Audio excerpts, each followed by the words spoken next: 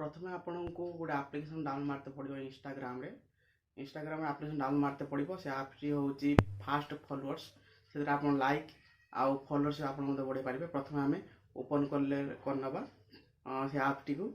आपन को लिंक भी डिस्क्रिप्शन आपको मुझे वीडियो लिंक देदेवी। बर्तमान से आप लिंक कलापर आपन को देख पारे एपटे फॉलोअर्स लेखा अच्छी लाइक लेखा अच्छी लाइक केमी आप देदेवे ए वीडियो गुड़ा सब आप शो कर आईडी रे आपको क्लिक करके सपोज क्लिक करके आपन जी कॉइन हिसाब से आप लाइक फॉलो दे पारे। ओके तापर हूँ इरन पाखे आप क्लिक कलापर आपमती लाइक आसो गोटे लाइक करेंगे सेकेंड आसो आप लाइक करेंगे फॉलोअर्स आसपे भी आपमती करेंगे कि फोटो आसपर आप क्लिक करेंगे। ठीक अच्छे मझे मझे रही नेट प्रॉब्लम थी आपंकर रही हो नमती गलापर ऊपर देखुए आप कॉइन बढ़ुची तले देखो रेडी एगेन लिखाई मतलब आपटे टाइम लगे पुणी आसीगला पुणी आपमती कंटिन्यू कर चलापर आपंकर ऊपर कॉइन बढ़ते बढ़ी बढ़ी बढ़ी बढ़ी बढ़ी बढ़ी सब कॉइन बढ़ीज। ठीक अच्छे तापर नेक्स्ट काम कौन आपंकर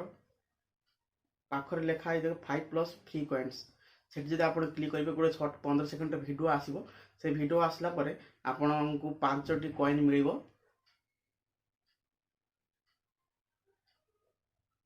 आपन को बता लाइक केमी बढ़े देखा सपोज ये वीडियो मोर कम लाइक अच्छी 29 लाइक अच्छी 7 कमेंट अच्छी से वीडियो पर क्लिक करी कलापर मोर कॉइन 79 अच्छी मुझे 50टा पकेबी 50 पकेबी से 10टा लाइक देती किंतु आसो आपंकर 20टा 25टा 29टा लाइक बर्तमान मुझे आपको देखा आईडी जाकि आपको देखा केते लाइक बढ़ी 29टा लाइक थिला देखो लाइक आसवा स्टार्ट हो सारी जिते रिफ्रेश करेंगे आपते लाइक आपको आसो देखो 29टा लाइक है 48 हो गला पुणी आउ रिफ्रेश करेंगे आहरी बढ़ 49 हो गला एमती करके आप लाइक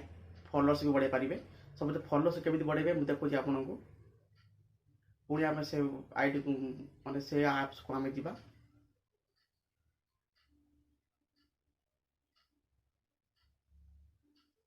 नेट स्लो हो फॉलोअर्स लिखा अच्छी फॉलोअर्स आपन ये बाय देगी सॉरी मोर बर्तमान 29टा अच्छी सो आउ गोटे कॉइन कर दूची मु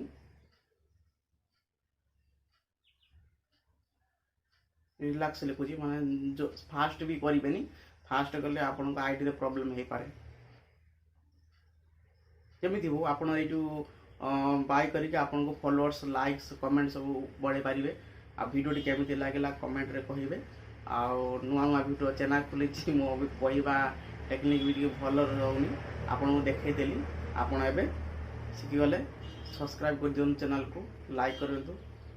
आपंकर कौ टाइप वीडियो दरकार आउ कि इंस्टाग्राम कि जानवर अच्छी तो आप कमेंट करूँ मुझे जनईदेवी। Thank you.